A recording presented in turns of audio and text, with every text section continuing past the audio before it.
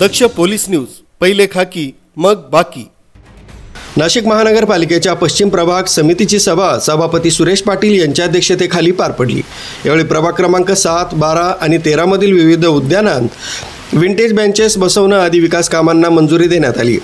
सदर सभेत नगरसेवकांनी धोकादायक झाडं, रस्त्यात पडलेले खड्डे, घंटागाडी, पिण्याचं गढूळ पाणी आदी नागरी समस्यांकडे लक्ष वेधत प्रशासनाला धारेवर धरलं। यावेळी सभापती सुरेश पाटील यांनी सदस्यांनी उपस्थित केलेल्या नागरी समस्यांबाबत गंभीर दखल घेत संबंधित अधिकाऱ्यांना तातडीनं उपाययोजना करण्याचे निर्देश दिलेत।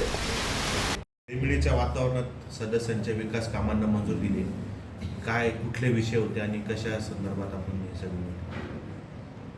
आज पश्चिम विभागाची जी सभा झाली त्याच्यामध्ये मेनली पावसाळी जे पाणी साचतं ते, नंतर पिण्याचं पाणी हा सगळ्यात मोठा प्रॉब्लेम, त्याच्यानंतर गढूळ पाणी, असे सर्व विषयावर सदस्यांनी चांगल्या प्रकारे चर्चा केली आणि त्या पद्धतीने आपण अधिकाऱ्यांना पण सांगितलं की कोऑर्डिनेशन ठेवा। कोऑर्डिनेशन असल्यावर बऱ्याचशा गोष्टी बोलून सुटतात आणि एकमेकांना जर आता बाहेरचे काही कॉन्ट्रॅक्टर आलेले आहे त्यांनासुद्धा ह्या प्रशासनाने यांचं कोऑर्डिनेशन करून द्यायला पाहिजे। कोऑर्डिनेशन केलं तर ते कोण काय करतं हे पण कोऑर्डिनेशन झाले होत नाही, त्याच्यामुळे बरेच प्रॉब्लेम येतात। हे सर्व आम्ही हे करताना असं केलं का तुम्ही कोणत्याही परिस्थितीत सर्वांचं कोऑर्डिनेशन करून सर्व विभागाचे आणि मग काम करा, म्हणजे आपल्याला याच्यातून निश्चितपणे चांगलं हे मिळेल। अण्णा प्रभाग 13 मध्ये मॅडमनी त्यांनी उपस्थित केला प्रश्न, तो गंभीर प्रश्न आहे वगैरे, त्याच्या महसूलचं त्यावरती काय कारवाई होणार? नाही, जे कॉन्ट्रॅक्टर आहे विदाऊट यांनी जे करत असतील तर त्यांना एक तर दंड केला पाहिजे किंवा त्यांच्यावर ॲक्शन घेतली पाहिजे, हे सांगितलं आपण त्यांना।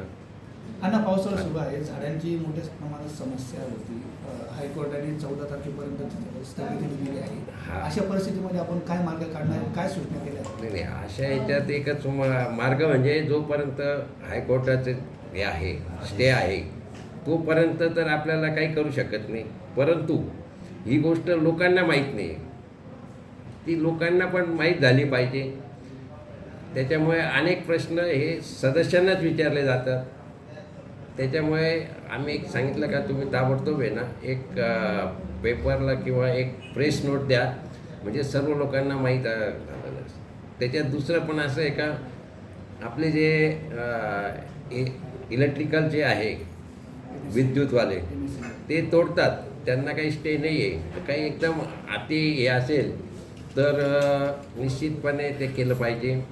त्यांच्या थ्रू जरी सांगितलं, त्यांना कोऑर्डिनेशन केलं तरी जे एकदम महत्त्वाचे आहे ते झाडं फांद्या तोडता येतील। अण्णा प्रभाग 13 मध्ये न्यूज ब्युरो, दक्ष पोलीस न्यूज, नाशिक।